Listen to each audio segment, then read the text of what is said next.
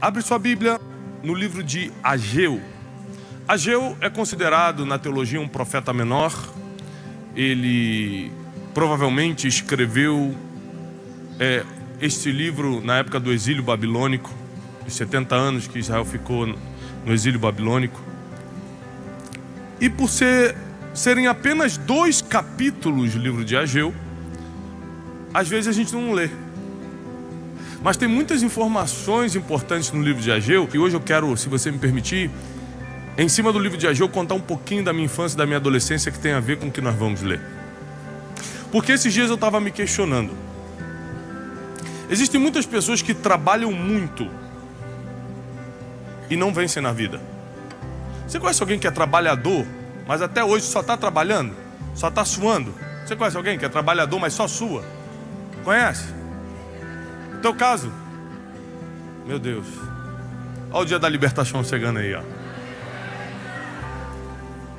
Você conhece alguém que tem tudo para dar certo, mas nunca dá?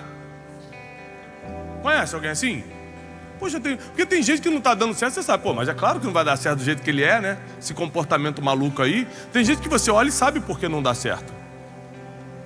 Agora tem gente que tem tudo para dar certo e não dá.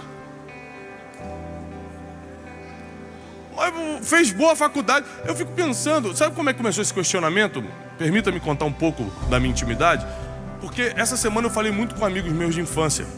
Que eu estou indo ao Rio de Janeiro, sou criado no Rio de Janeiro. Estou indo ao Rio de Janeiro pregar essa semana e acabei entrando no grupo lá de amigos de infância. Falei, estou indo, vamos nos encontrar. E eu comecei a ver que todos eles tinham muito mais chance do que eu na infância e na adolescência.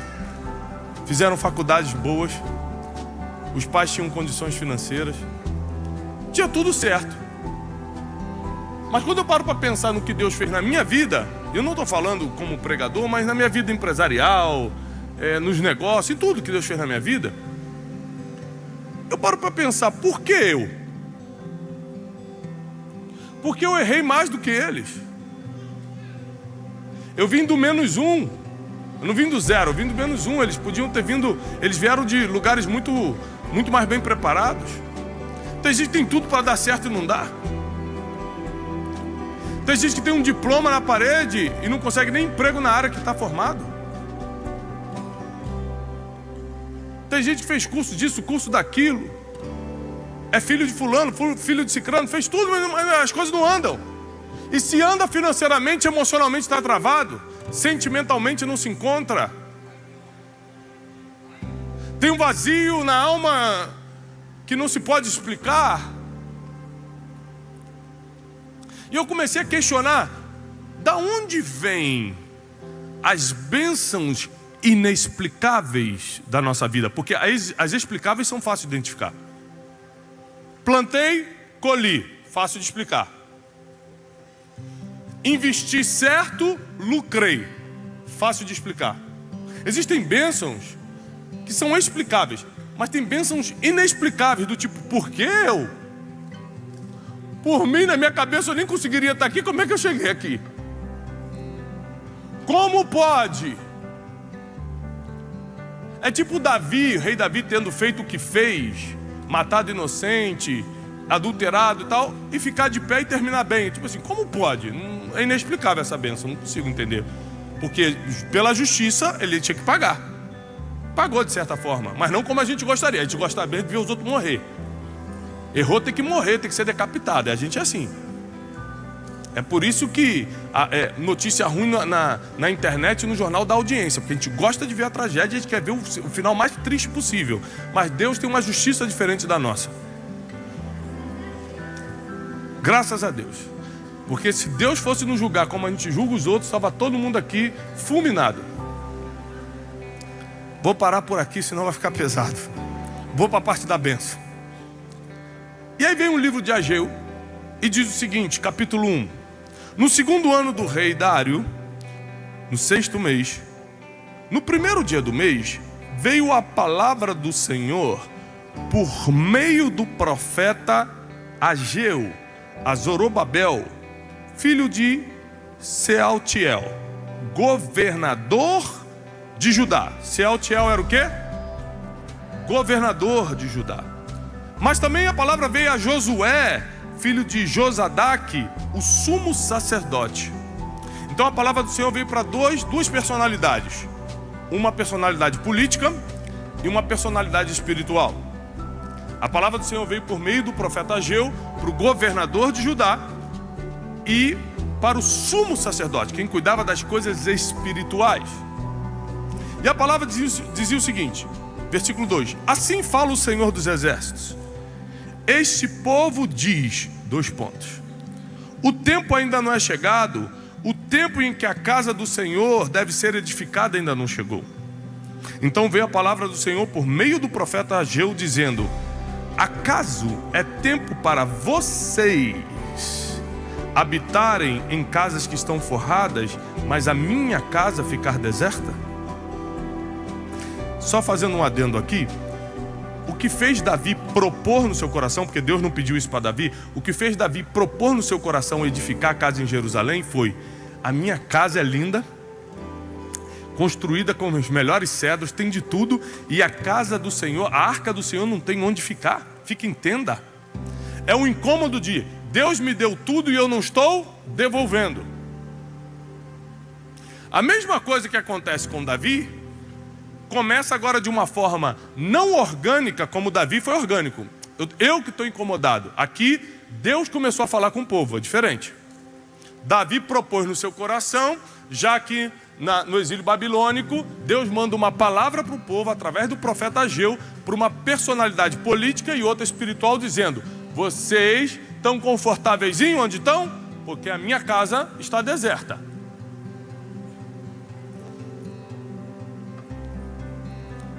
Versículo 5: agora, pois, diz o Senhor dos Exércitos, considerai os vossos caminhos.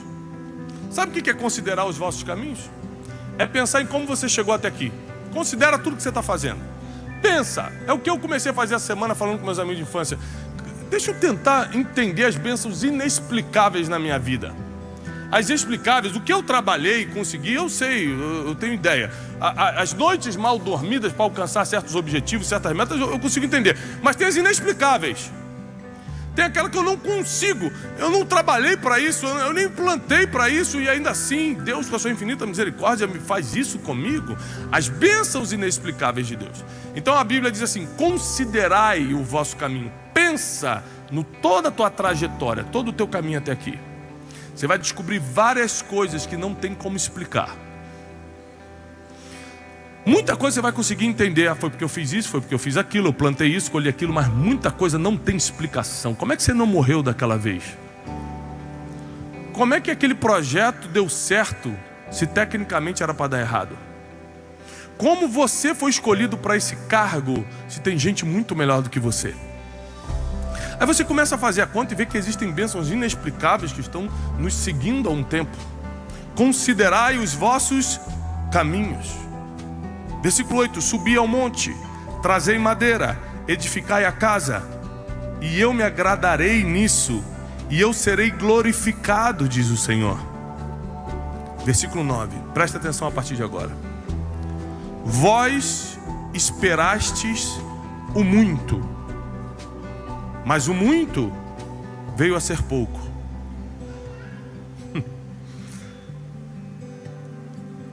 E quando o trouxeste para casa, o pouco que tinha eu dissipei num sopro. Por quê? Disse o Senhor dos Exércitos: porque a minha casa continua deserta, e cada homem corre para a própria casa.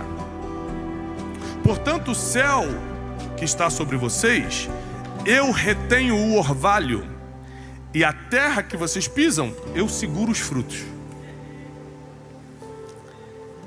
E ainda mandarei vir uma seca sobre a terra e sobre os montes, sobre milho, sobre o vinho novo, sobre o azeite, sobre tudo que a terra produz, e sobre os homens, sobre o gado, e sobre todo o trabalho das mãos.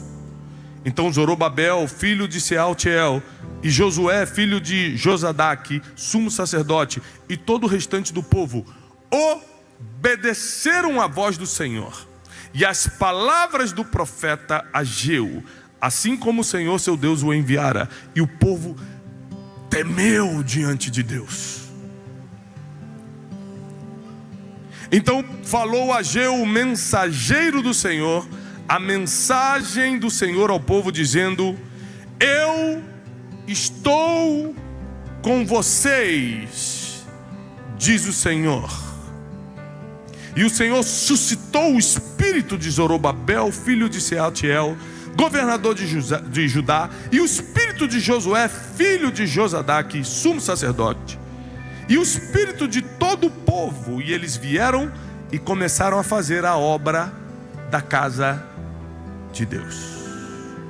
Porque eu li todo o capítulo 1 de Ageu para você? Porque grandes traumas na minha vida estão ligadas a isso aqui. Por isso que eu pedi permissão para contar um pouco da minha vida para vocês. Eu sou filho de pastor e militar.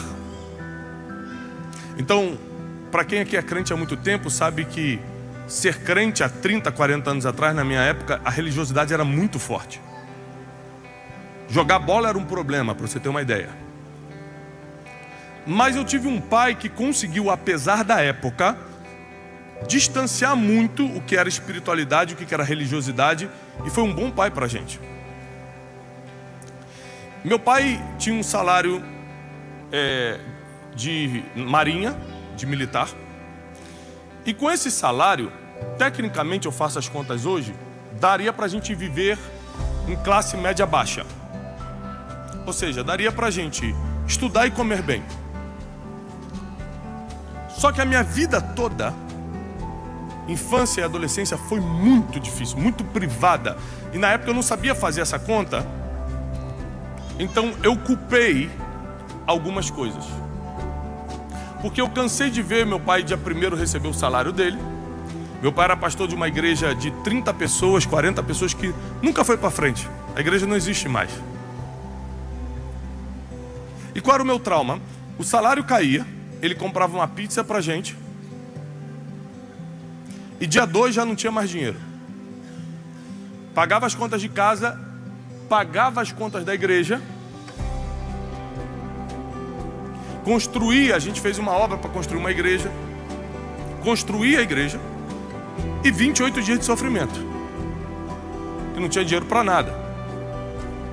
O pessoal ia de Nike para a escola, eu ia de Quixute.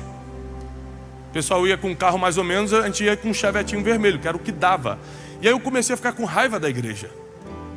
E eu fiz uma promessa para mim mesmo: eu nunca vou ser pastor. Porque meu modelo pastoral era: eu vou ter que trabalhar para ganhar dinheiro, para dar dinheiro para uma igreja que não dá certo. E quando a igreja fechou, eu já era jovem, eu fiquei mais revoltado ainda. Eu falei: que adiantou meu pai maltratar a gente tantos anos, negar tanta coisa que negou, não podia viajar, não podia comprar tênis, não podia não sei o quê, por causa de igreja, fechou a igreja. Foi um dos maiores traumas da minha vida. Foi difícil para mim.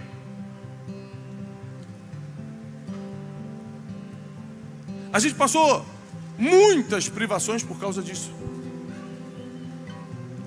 Então, só teve um jeito de eu me libertar.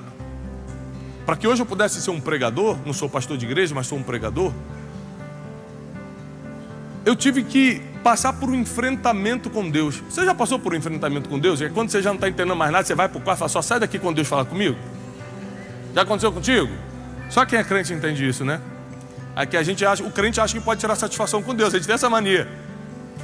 Vou entrar no quarto, se Deus é Deus, fala comigo, como se ele precisasse. É que ele ri dessas coisas e fala assim: eu vou falar contigo, meu filho, porque eu te amo. Não é porque você está cheio de raivinha, não.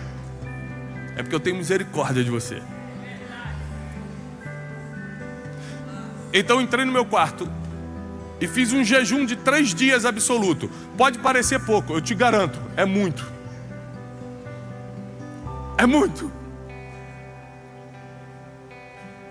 Hoje em dia tem gente que fala assim: eu fiz 152 dias de jejum, graças a Deus, estou renovado no Espírito Santo. Tá tendo uns profetas aí que tá difícil, né? Eu fiz 3 só.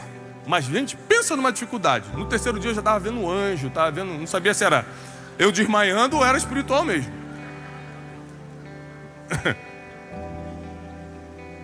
Entrei no meu quarto e comecei a confrontar Deus. Falei: Deus, o que está acontecendo na minha vida? Por que acontece o que acontece na minha vida? Porque a gente passou por tanta coisa. Meu pai podia ter... Eu estudei em colégio público, meu pai podia ter pago um bom colégio para mim. Eu queria me curar para não ter nada contra o meu pai. Eu queria me curar para não ter nada contra a igreja.